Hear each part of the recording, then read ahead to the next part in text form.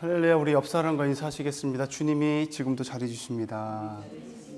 네, 주님이 지금도 잘해주십니다. 예레미야서 20장 7절에서 18절 말씀 오늘 함께 본문을 읽었습니다. 오늘 본문 서두를 보면요, 마치 하나님께 예레미야가 따지고 있는 모습처럼 보이더라고요. 7절 보실까요? 보시면, 여호와여, 주께서 나를 권유하심으로 내가 그 권유를 받았사오며 주께서 나보다 강하시기 때문에 내가 조롱거리가 되니 사람마다 종일토록 나를 조롱합니다. 지금 왜 이런 마치 따지는 모습처럼 보이냐면요, 왜 그렇게 생각하냐면 예레미야가 많은 사람들에게 지금 환영을 받지 못하기 때문이죠. 오늘 본문 말씀을 읽어서 알겠지만 중간중간에 보면 많은 사람들, 또 자기랑 아주 친한 법들도 예레미야를 지금 조롱하고 있고, 지금 그렇게 살지 말아라, 막 이렇게 이야기하는 걸 보게 됩니다. 환영받지를 못했어요.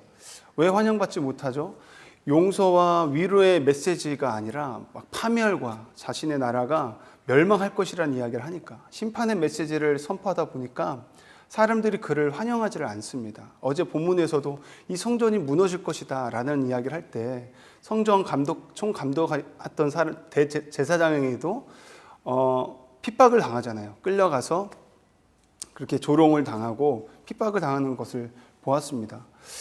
그래서 너무 힘들다는 거죠. 너무 힘듭니다. 나 너무 지칩니다. 얼마만큼 힘든지 오늘 14절 이하에 보면요, 자신의 생일까지 저주할 만큼 그렇게 힘들다고 하소연을 하고 있는 것을 보게 됩니다.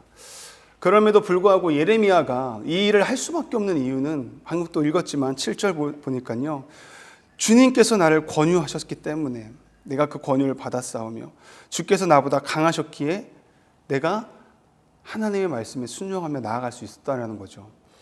하나님이 나를 권유하셨기 때문에, 강하시기 때문에 내가 이 일을 할 수밖에 없습니다. 하지만 돌아오는 것이라고는 사람들의 핍박과 조롱만 있었다는 것이죠. 그런데 그럴 수밖에 없는 것이 어떤 그런 파멸과 멸망의 조짐이 보이지 않았기 때문이지요. 뭔가 공격하는, 북방에서 바벨론이 막 공격하는 것들이나 아니면 여러 가지 그런 징조가 있어야 되는데 그런 징조가 보이지 않고 평온했기 때문에, 누구 말처럼요, 거짓 선지자들의 그 말대로 현실은 평온했습니다. 아무 일도 일어나지 않았어요. 그러니까 더욱 핍박이 강했던 거죠. 아무 일도 일어나지 않는데 저 사람 왜 자꾸만 헛건너 이렇게 심판을 이야기하는지. 사명은 이런 갈등 가운데 진행되는 것 같습니다. 우리의 모습도 비슷해요. 내게는 열심히 전도를 하고 나는 누군가에게 복음을 전하지만 전혀 내가 전하는 그 복음의 열정과는 다르게 어떤 결과가 보이지 않는 거예요.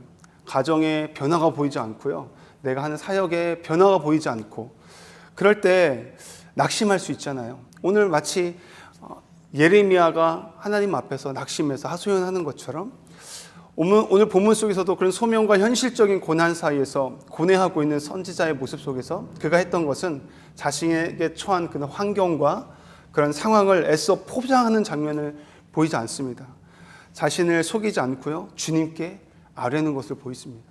나 주의 도움 받고자, 오늘 우리가 찬양을 앞서서 했잖아요. 나 주의 도움 받고자 주님 앞에 나아가서 기도하고 나아가는 모습을 오늘 본문을 통해서 보이더라고요. 오늘 이 새벽에도 저와 여러분이 주님 앞에 심정을 토로하며 나아가는 시간 되었으면 좋겠습니다.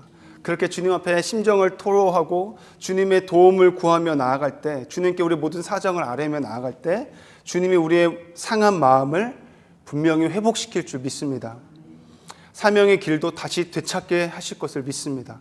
그렇게 하나님을 향해서 토로하고 숨김없이 하나님께 아뢰며 더 깊이 기도할 때, 그렇게 나아갈 때 11절의 말씀을 보니까요, 11절에 오늘 본문에 예레미야처럼 언제나 내 편이셨던 하나님을 발견하게 된다는 거죠. 11절 말씀 잠깐 볼까요? 그러하오나 여호와는 두려운 용사 같으시며 나와 함께 하심으로 나를 박해하는 자들이 넘어지고 이기지 못할 것이오며 그들은 지혜롭게 행하지 못함으로 큰 치욕을 당하오리니 그 치욕은 길이 있지 못할 것이니이다. 의인을 시험하사 그 패부와 심장을 보시는 만군의 여호와여, 나의 사정을 주께 아뢰었사온즉 주께서 그들에게 보복하심을 나에게 보게 하옵소서. 13절 여호와께 노래하라. 너희는 여호와를 찬양하라. 가난한 자의 생명을 행악자의 손에서 구원하셨음이니라. 아멘. 결국은 하나님께 도움을 구하고 하나님께 아뢰며 나아갈 때에 하나님께서 슬픔을 기쁨으로 승화시키는 모습을 봐요. 어떻게 표현이 돼요? 나중에는 하나님 앞에 감사하게 되고요. 하나님께 찬양과 하나님을 노래하라. 지금 예레미야 선지자가 이렇게 고백하는 것을 볼 수가 있죠.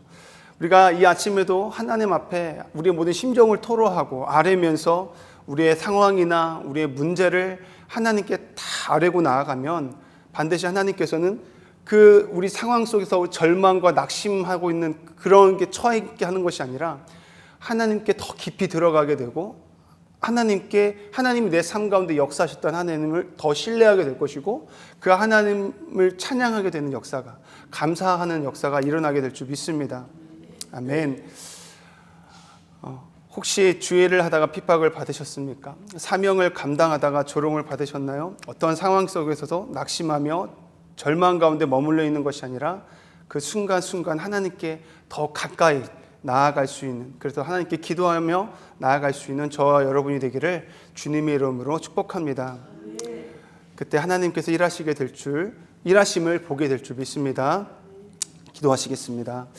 하나님 아버지 감사합니다. 오늘도 말씀을 통해서 저희들에게 무엇을 요구하시는지 깨닫게 해주시니 감사합니다. 하나님, 사명을 감당하다 보면은 여러 가지 낙심할 만한 일, 여러 가지 어려운 환경과 상황을 만나게 될 텐데 그 상황 속에서 주저앉고 낙심하는 것이 아니라 그럼에도 불구하고 하나님 앞에 우리의 모든 아픔과 어려움들을 하소연하며 하나님 앞에 아뢰며 하나님께 도움을 구하며 나아갈 때 하나님께서 크신 은혜를 우리에게 부어주실 줄 믿습니다.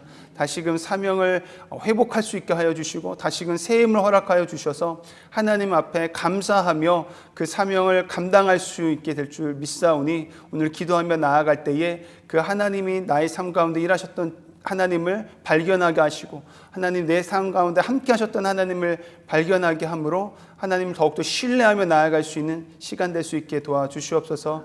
그 은혜를 오늘 이 기도 가운데 부어주실 것을 믿사옵고 예수님의 이름으로 기도드립니다.